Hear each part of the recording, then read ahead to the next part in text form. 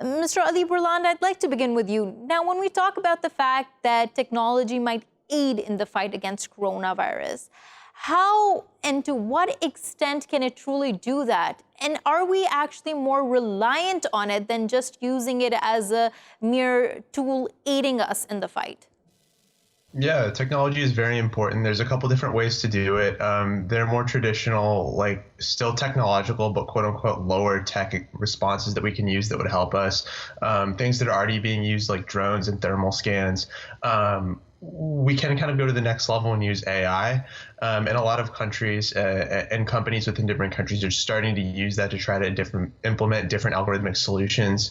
But it's important to note, though, that a lot of AI technology, even prior to this, was still early and nascent, and we didn't have a firm understanding of how it was working, and there were still problems with bias and all of these other different things. And so even as people are starting to use AI, there are limitations to that. We will be reliant on technology, but it's still very early, and we're trying to figure it out. Right. I want to more into that, the problems with using AI, the ones that we already knew existed in terms of biases and profiling of people in a certain manner, but talking more about how countries are now experimenting with using AI. What are some of the ways that we're seeing this being done, especially by big tech firms?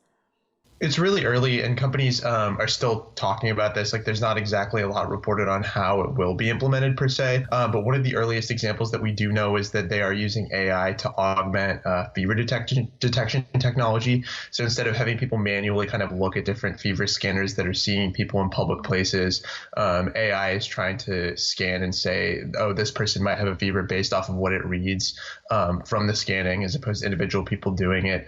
Other potential use cases include like taking in large data sets and then using AI to parse those data sets to try to figure out what's happening based off of people's movements. If that data set is for like cell phone location data or things like that. But there still hasn't been a lot of firm uses, and they're trying to figure out how they can and can't use the technology yet.